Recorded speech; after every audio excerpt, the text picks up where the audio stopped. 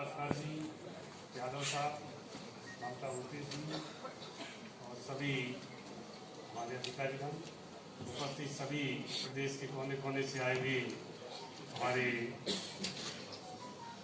सभी उद्योगपति साथी, सभी एमएलए साहिबान, सभी मित्रों और साथी, आज बहुत हर्ष का विषय है कि माननीय मुख्यमंत्री जी ने हमको इस आयोजन के लिए अपना अमूल्य समय दिया और मैं 1 साल के कार्यकाल के बारे में माननीय मुख्यमंत्री जी की उद्योग विभाग पर बहुत ही फोकस रहा, बहुत ही कृपा रही। मेरे ख्याल से इतनी कभी भी किसी भी मुख्यमंत्री के कार्यकाल में उद्योग विभाग को जितना फोकस था या आपने मुझे उद्योग विभाग दिया, मैंने सोचा कि उद्योग विभाग में करने को कुछ नहीं है, पर आपने जैसे ही शुरुआत की एमएसएमई एक्ट लेकर हम आए और एमएसएमई एक्ट के बाद हम ऑर्डिनेंस लेकर आए, उसका कानून बनाया और उस कानून के तहत हमारे उद्यमियों को जो दफ्तरों के चक्कर काटने पड़ते थे उससे उनको छुटकारा मिला और 3 साल तक किसी भी उद्योग को लगाने के लिए आपको कोई परमिशन की आवश्यकता नहीं। 3 साल बाद आप कर सकते हैं।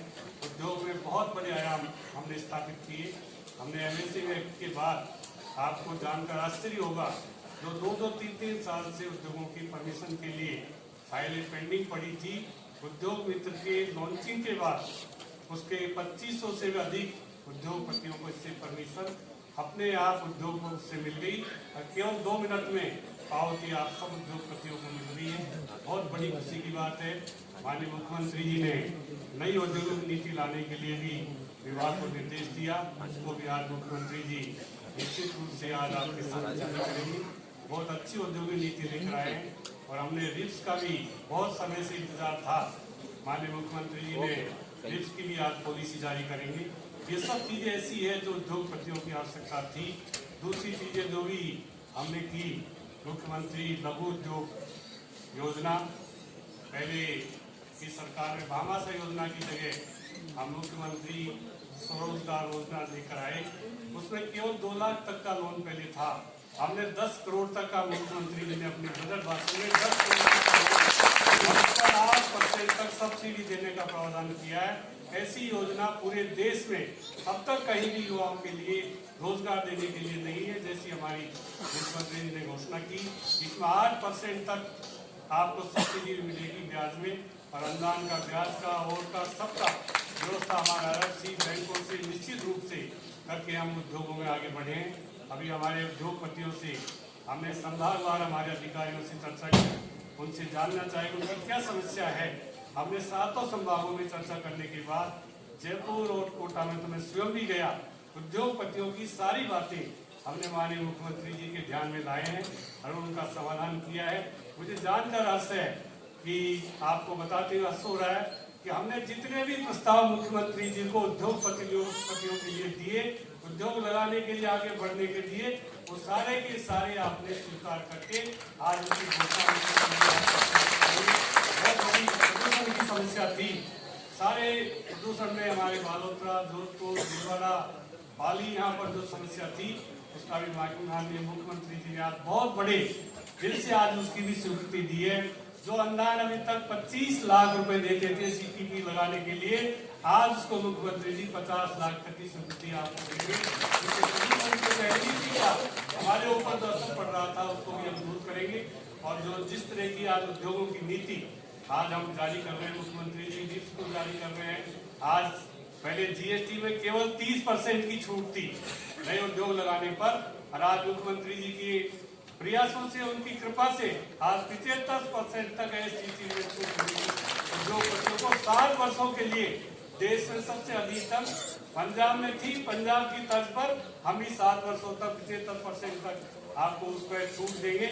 और दूसरी जो हमने घोषणाएं की है रिप्स में,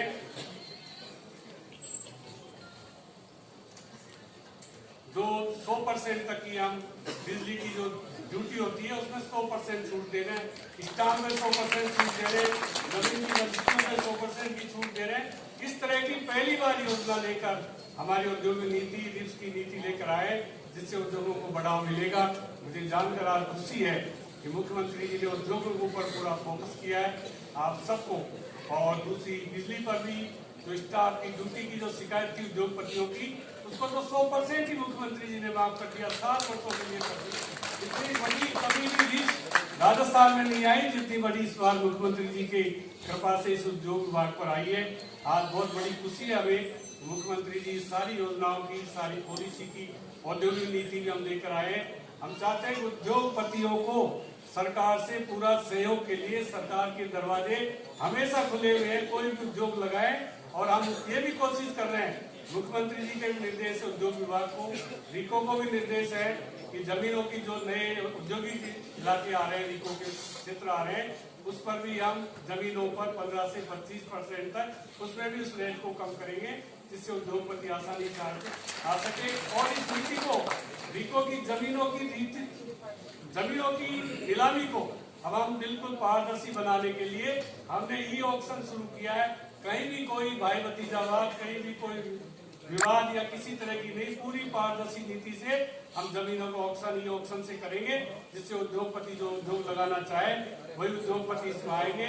और पहली बार माननीय मुख्यमंत्री जी ने बहुत दिनों के बाद ST, SC, OBC और महिलाओं के लिए भी नए क्षेत्रों में रिजर्वेशन रखा है, उसकी भी आज घोषणा मुख्यमंत्री जी करेंगे।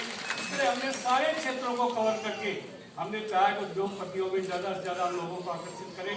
युवाओं के लिए बहुत सारी मुख्यमंत्री स्वरोजगार योजना जो शुरू की है, उसके लिए तो 8% तक सब्सिडी आपको देंगे।